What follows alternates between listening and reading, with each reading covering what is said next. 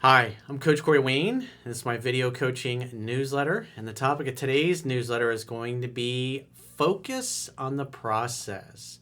So, what we're going to talk about today is focusing on the process of being successful, going from where you are right now to where you want to be in life. Because the reality, the harsh reality of success and accomplishing your grandest goals and dreams is that it's going to take way longer than you expect it to, and it's going to cost a lot more money to accomplish the things that you want. And day in and day out, every day when you get up, no matter whether it's you're trying to improve your personal life, like I talk about in my book 3% Man, or you're trying to figure out your purpose in life, like I talk about in my second book, Mastering Yourself. We all have a personal life and we have a professional life that we're trying to grow and work on and reach our full potential in. But the reality is, especially when you're accomplishing big goals and you're trying to step outside the comfort zone, if you will, of where your current peer group happens to be, if you're surrounded by people that aren't doing the things or aren't taking on big goals and dreams like you want to, as you start to move beyond that comfort zone, those people, their natural tendency is going to be to pull you back down to their level. And when you're trying to accomplish something or achieve something, especially things that take a decade or more to accomplish, and you're surrounded by just about 100% of everybody that you're around is not doing that in their own lives, and you start doing that, many of them are going to create problems for you because your decision to move towards the things that you want in life is going to be a big mirror back to them of how they're not stepping up in their own lives and going for the things that they really want. And it makes them feel uncomfortable. And that's why you often see people that you thought were on your team and cared about you, and they say they wanted you to be successful, but then you start to realize they might want you to be successful, but just not too much more successful than they are. And so what do you do? What do you do when life feels hopeless? Like I remember over the course of now I'm 50 years old. I've had so many periods in my life where I was either uprooting my life or my personal life or changing businesses or changing careers or changing jobs. And I had big goals and dreams and things I wanted to accomplish. And the reality is it just seems like you're never getting anywhere. And so what I'm going to talk about in this video newsletter is, what do you do? How do you keep yourself motivated when you're surrounded by people that are trying to keep you where you're at? We're just naturally, society is like that. And how do you motivate yourself when you have your own doubts and fears? Because I remember years ago when I was deciding to leave my very stable, safe, secure, well-paying job in the construction industry, that I literally had gone to school. It took me 7 years to get my degree. I've been working for 5 years in the industry. I was well established. I was very experienced. To just leave all of that stable life where I'm surrounded by other people that had the same kind of life set up. And they all looked at me like, I don't know about that. It seems pretty risky, dude. And at the time, I'm in my mid-20s. I had never really had... That was the first time in my life I was really going for the things that I wanted. Up until that point, everything had been set up. And so now my schooling is out of the way. I've got the knowledge that I need in the construction industry, and I wanted to buy, fix, and sell single-family homes for a profit. But I had never done it before. I knew how to build, and I was very successful at that.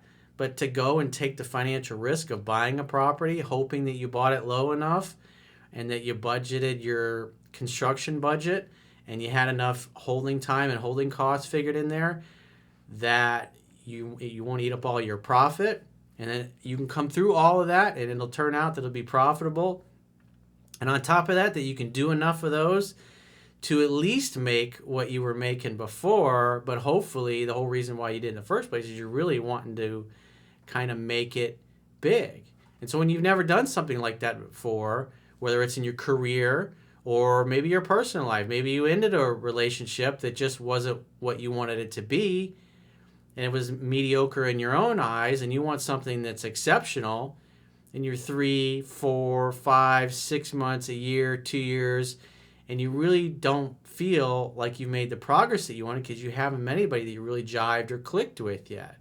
And you got everybody around you is settling for mediocrity in every area of their life, and they're like, hey, what's wrong with you? Why aren't you settling down? Why aren't you getting married? What was wrong with that last girl you dated? That she was pretty cool. I liked her. We all liked her. I can't believe you dumped her. I can't believe you broke up with her. What the hell's wrong with you? And you're surrounded by that. And so everything is, you're going to have having acts of faith, if you will. Faith in yourself, faith that things will work out, faith that the universe will bring you the things you want. Because the reality is when you're going for big goals and big dreams, you don't know if it's going to work out. You don't know that if you're draining your life savings or what little savings you had and investing it to this new adventure or this new career, you don't know if it's going to work out. And if it hasn't worked out yet, and then you up and quit, one of the things I like about what Elon Musk says, he says you shouldn't quit on your big goals and dreams unless you're absolutely forced to. And I think that's the right way, at least in my own life, that's the right way to look at it. If you're still able to earn more capital to invest in the things that you want and you've still got time to do it, do it. But if you're absolutely forced, like in his case, he was literally on the verge of he had invested all the money he made from PayPal and his previous venture that he had made a lot of money on. And on top of that, not only had he invested all of his own money and his own personal fortune in SpaceX and Tesla, and it wasn't looking like they were gonna survive and make it. And on top of that, he had all of his friends and family invest millions and millions of dollars into his vision. And so if he would have just given up and quit, he would have been wiped out financially, and he would have pissed off all of his friends and family because they would have all lost their money. So for him, he wasn't willing to quit unless he was absolutely forced to. And he was able to continue on finding investors and other people that believed in his vision.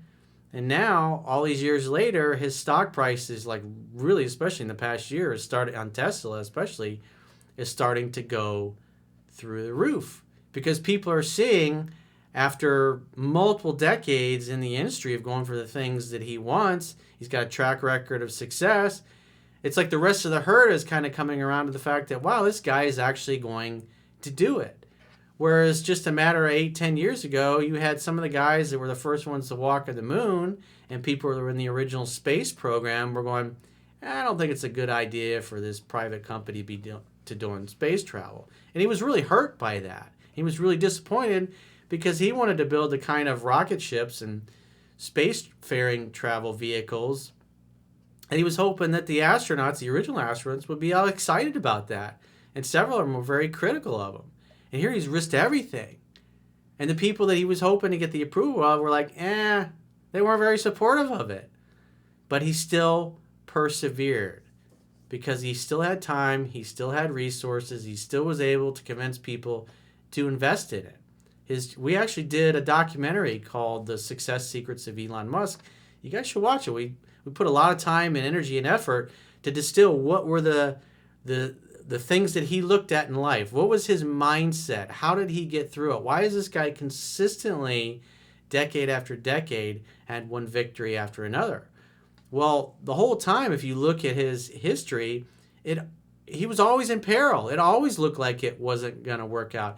It always looked like he was days, weeks, and months away from absolute, complete failure and humiliation. And not only that, but he did this in front of the whole world where everybody in the news and everybody in the media knew about it. So he's got like the whole pressure of society going, that shit's probably not going to work out. And now look at him. He's persevered and he's kind of come through on the other side at this point. But people don't look at all the hard work and the fact that, as far as SpaceX, he's almost closing in on 2 decades of being in the space industry. And they haven't gone to the moon yet. They've launched a lot of things. They're going to the International Space Station. Just recently, they've successfully launched 2 crew members to the space station. He's accomplished a lot. And the things that he really wants to accomplish, his really super big things that he wants to accomplish, have yet to be done. But yet now people are starting to go, yeah, this guy might actually be able to pull it off. So if you kind of identify with that, if you kind of see yourself as like an Elon Musk style person that's going for the things that you want in life, his story in that documentary, again, it's called Elon Musk. They're the success secrets of Elon Musk. It's on my YouTube channel. I highly recommend it because we put a lot of time and energy and effort into it. So you can just grab what are the bullet points? What's his mindset? And there's a bunch of really great quotes and his backstory and everything he suffered through. Because the goal was to, here's an example, and we picked apart his life, and here's how this guy did it. Here's how now becoming one of the world's wealthiest men has been able to accomplish these things decade after decade. He's got a process. It's just like I talked about in the title of the video, focus on the process. That's the one thing that Elon has always done. That's one thing I've always done. And any successful, great person, people like Michael Jordan or anybody that's accomplished really amazing things in life, is that when shit's going on all around you and things don't look like they're going to work out in your favor, you have to focus on the process. What must I do right now, even though I don't feel like it, and everybody's talking shit about me and laughing about me and sneering and snickering behind my back about how they don't think I can do it? What do I need to do right now to move my life forward? What little action can I take? What thing can I spend 5 or 10 minutes doing to immerse myself in taking action? So I got a quote that I'm going to read and we'll continue on. The quote says, human beings naturally move towards things they think or perceive will lead them to experiencing pleasure. Conversely, they move away from things they think or perceive will lead them to experiencing pain. That's what makes goal setting and achievement so elusive for most people. The story that they tell themselves and the meaning that they give to the circumstances of their lives make it pleasurable to take action and avoid action that moves them away from the things they want and towards what they don't want. Success is a long process that takes years and often decades to accomplish really big goals and dreams. Feeling successful is the result of making small, incremental progress towards achieving your grandest goals and dreams. The cure for fear, doubt, and uncertainty about your future is always to take any action, no matter how big or small, that helps to move you towards what you want. Great things always take time and usually way longer than you expect, as well as being more expensive than you thought it would be when starting out. But victory and success after many years of struggle, heartache, and disappointment is what separates exceptional from mediocre people. It's like the quote that I've often used off and on over the years talking about in these videos. It was originally from Dale Carnegie, How to Win Friends and Influence People. And what he said was, inaction breeds fear and doubt. Taking action breeds confidence and courage. So if you're in a difficult spot right now in life and you're filled with fear and you're worried about the future and it doesn't look like things are going to work out, ask yourself this simple question. What must I do right now, or what can I do right now that's going to be a positive action step and help me to move my life forward and towards the things that I want? Because when you get involved in taking action and doing something that's positive, you forget about what it does. It forces you to focus in the present moment, which is the only moment that exists anyways. Because most people, you're getting to a fearful state, you're worried about what may or may not happen in the future, or you're worried about what happened in the past. And you can't move your life forward if you're not living in the present moment.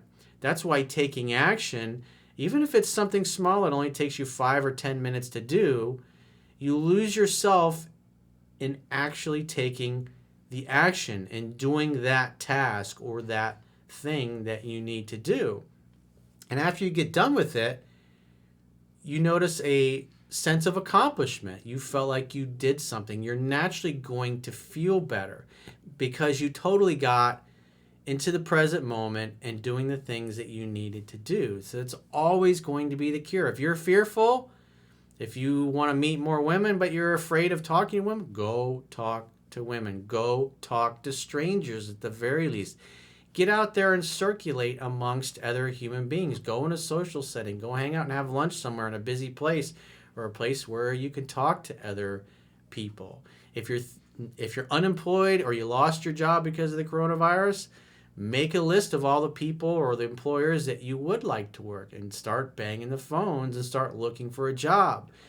Because every employer in the world, in the history of all mankind, likes to have low-maintenance employees who are self-motivated and self-starters, people that will learn their job and their tasks and do a great job so they don't have to worry about them. All great employers and managers love to have low-maintenance employees that they can just assign something to and they just handle it.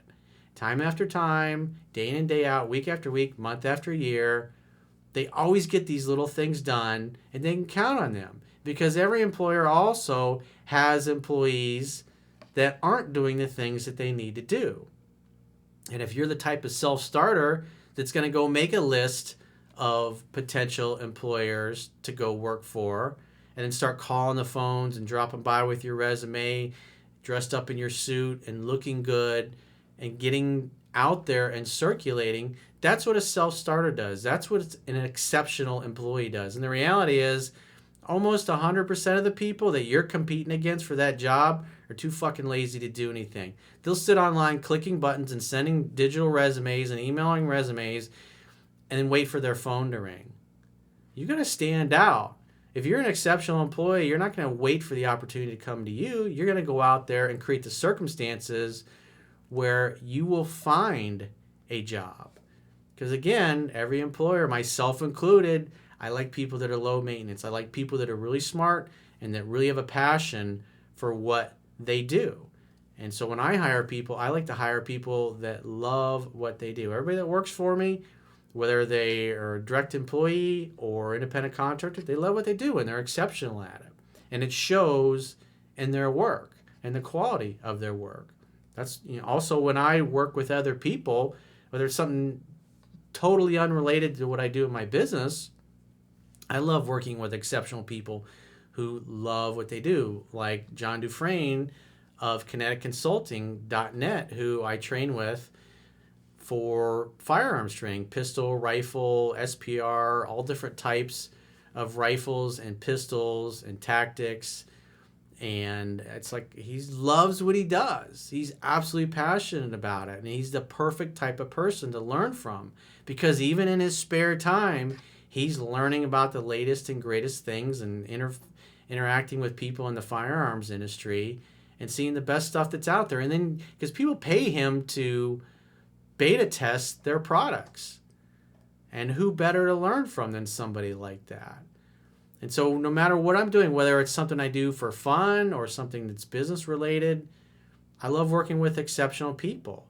And if you want to accomplish your grandest goals and dreams, whether it's improving your personal life or your professional life, you've got to set yourself apart from everybody else by taking an obscene amount of action, doing the things that most people won't do. That's why the title of my first book was How to Be a 3% Man.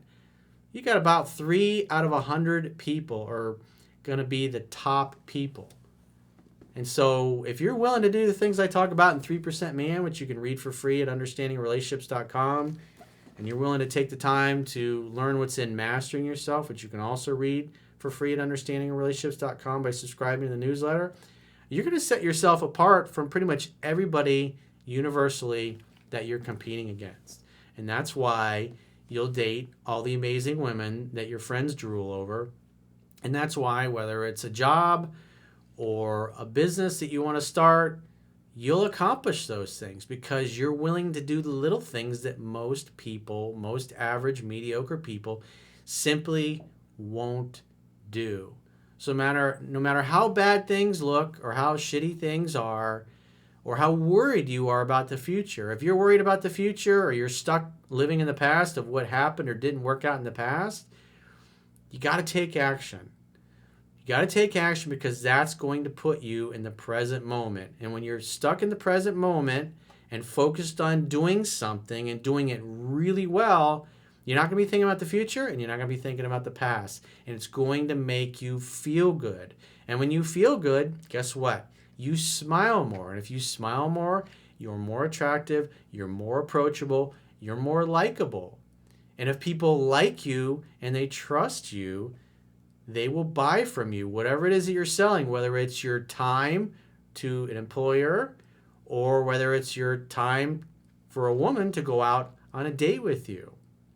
The more things you can do in life that are going to make you smile, the happier and more successful you're going to be. So again, go to my website, understandingrelationships.com. You can read 3% Man for free, as well as Mastering Yourself for free. And all you got to do is subscribe to the email newsletter.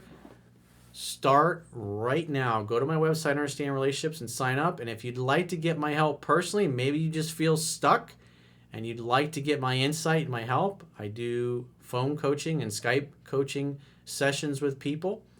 You can just click the products tab at the top of your screen on any page of my website and book a coaching option that works for you. And until next time, I will talk to you soon.